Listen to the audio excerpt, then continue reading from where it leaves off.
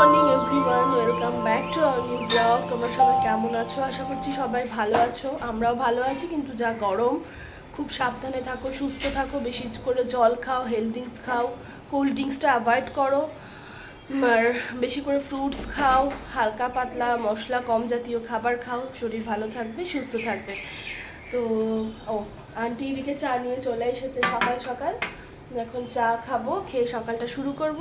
এই যে চোখ খুলে সকাল শুরু হলো, ব্যাক টু ব্যাক রাত্রে ঘুমোতে যাওয়ার অবধি কন্টিনিউ চলতে থাকবে। 2 ঘন্টা হচ্ছে কি সময় পাই। এই নো বেটা, no no no no no no. ডাস্টিংটা সব কিছুর পুরো কমপ্লিট হলো, মানে A to Z কমপ্লিট করে নিলাম। বাবুকে ব্রেকফাস্টও করিয়ে দিয়েছি। এবার আন্টি ওদিকে পরোটা বানানো, বললাম পরোটা বানাও আর লাচ্ছা সিমাইটা আমি বানাবো। তো আন্টির মনে হয়ে গেছে। আন্টিকে বললাম আদা রসুন পেঁয়াজ সব কিছু একটু কেটে কুটে দাও। তো ওদিকে কাটছে আর আমার সব এদিকে কমপ্লিট। এবার আমি লাচ্ছাটা বানিয়ে ব্রেকফাস্ট করে একটু রেস্ট করবো, করে আবার রান্না চড়াবো। এত গরম না, কি বলবো, কিছুই ভালো লাগছে না। যাই কিছু করতে যাচ্ছি ভীষণ ঘামছি আর কি, ওই আর কি। তো যাই হোক, চলো। এখানে তোমার ব্রেকফাস্টে পরোটার তার সাথে সস নিয়েছি। সিমাই বানাতে গিয়ে দুধের কি অবস্থা দাঁড়াও তোমাদের দেখাচ্ছি। ফ্রিজে রেখেও যে দুধের এরম অবস্থা হচ্ছে এত গরমে, পুরো প্রিপারেশন করার পরে কি অবস্থা দেখো। ভাগীরথী দুধ পুরো একদম কি হচ্ছে, মানে ফ্রিজে থেকেও যে দেখো ছানা কেটে গেছে। এলাচ ঠেলাচ সমস্ত কিছু দিয়ে প্রিপারেশন করে হলো না। রান্না আজকে হয়েই এসেছে, মানে তোমার বাবুর স্নান করে ওকে দুপুরের খাবার খাইয়ে দিয়েছি। আর এদিকে মাছটা একটু গ্রেভি করে করলাম, মানে মাছের কালিয়া ঠিক নয়, মাছ কষা বলতে পারো। আর মাছের ডিমের বড়াটা কিছুটা ছিল, ওটা ভাজলাম। ওটা আলু দিয়ে একটু ঝোল টাইপের করবো, কিন্তু খুব পাতলা ঝোলও নয়, কিন্তু আবার হালকা মশলা দিয়ে গ্রেভিওয়ালা, যে হালকা গ্রেভি আর থকথকে ওইরকম। তারপরে রান্নাঘরটা পরিষ্কার করে স্নান করবো। আজকে একটু তাড়াতাড়ি হচ্ছে, বলতে মনে হয় 1:30 এরকম বাজে না। আর আজকে তো 1 তারিখ, মে দিবস, ওর মানে হলিডে বলে না, গরমে হলিডে বলে কিছু নেই।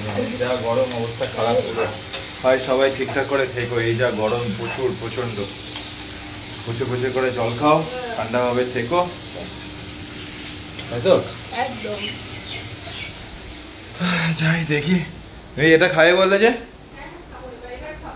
না,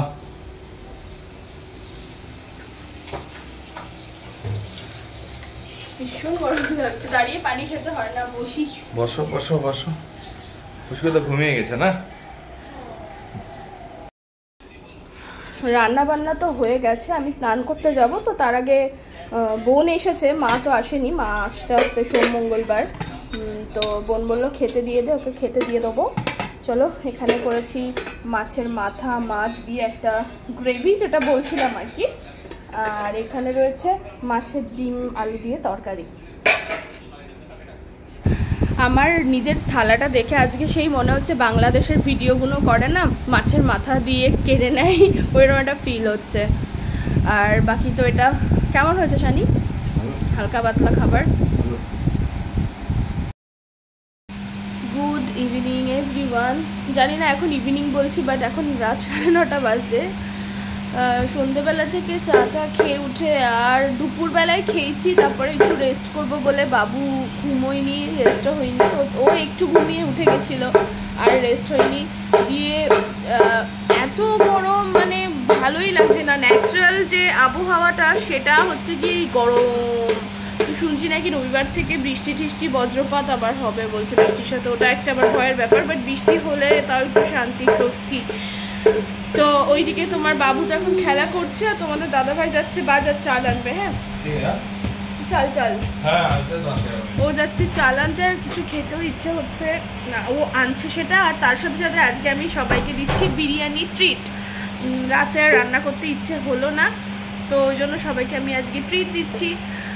তো আনুক। আর এদিকে একটু মুখে ভাবছিলাম বরফটা ঘষবো, কিন্তু বরফটা কিভাবে ঘষবো সেটা তোমাদের কিন্তু অবশ্যই শেয়ার করব। আজকের ভিডিওর মূল টপিক হচ্ছে কি বরফ নিয়ে কিভাবে কি করলে স্কিন ভালো থাকে।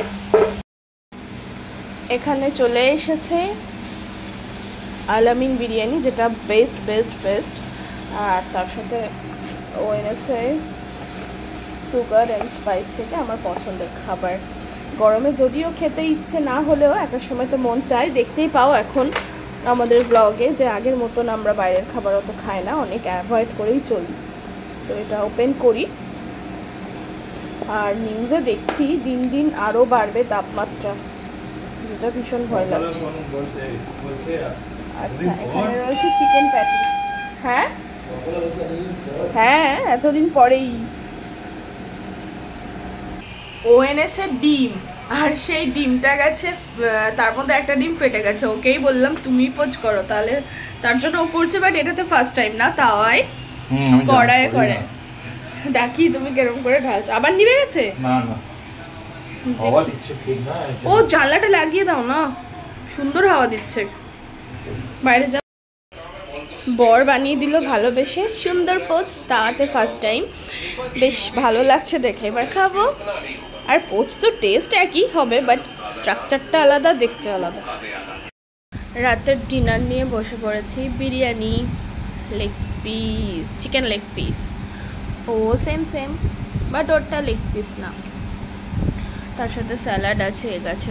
চলো ডিনারটা সেরে ফেলি।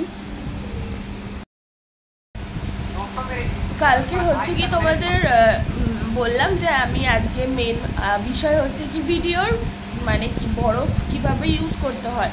এবার রাত্রে সত্যি কথা বলতে আমি না নিজে আর বরফ ইউজ করিনি, এখনও করব না, কেননা একটু ঠান্ডা ঠান্ডা লাগছে। সেই জন্য ঠান্ডা ঠান্ডা বলতে শরীরে ঠান্ডা অনুভব হচ্ছে না, একটু হালকা লেগেছে এরকম মনে হচ্ছে। তো যাই হোক, তোমাদের বলে দিই, কখনো ডাইরেক্ট বরফের যে ভাব সেটা মুখে একদম নেবে না। স্টিম নেওয়া যেটা বলে, যেমন গরম জলে স্টিম নিয়ে না আমরা, সেরকম ঠান্ডা জলের স্টিম নিতে পারো, মুখ ধুতে পারো ঠান্ডা জল দিয়ে। বাট বরফের ডাইরেক্ট স্টিম কখনো নেবে না, কিংবা ডাইরেক্ট বরফ নিয়ে কখনো মুখে রাব করবে না। এতে স্কিনের কিন্তু প্রচুর ক্ষতি হয়। যেটা করবে কি না সেটা হচ্ছে কি, একটা সুতির এই যে ওড়না হোক, ন্যাকড়া হোক, কাপড় হোক নেবে, নিয়ে তার ভেতরে বরফের যে গোলা আইস কিউবটা দেবে, দিয়ে মুড়িয়ে নিয়ে ভালো করে পুরো মুখে রাব করবে। দেন ঠান্ডা জল দিয়ে মুখ ধুয়ে নিজেদের পছন্দ অনুযায়ী ময়শ্চারাইজার মেখে দেখো, এই গরমে ট্যানের হাত থেকে রক্ষা পাবে, মুখটা সতেজ থাকবে। বিশেষ করে মেকআপ যখন করবে, দিনের বেলায় বাইরে বেরোচ্ছ বা রাতে এই গরমে কোথাও বেরোচ্ছ, তার 10 মিনিট আগে এটা করো, দেখো মেকআপও অনেকক্ষণ স্টে করবে। এই হলো আজকের ছোট্ট টিপস তোমাদের জন্য ছিল। তো চলো তাহলে আজকের ভিডিওটা এখানেই এন্ড করছি। যদি কোথাও ভালো লেগে থাকে লাইক করো, শেয়ার করো, সাবস্ক্রাইব করো। টাটা।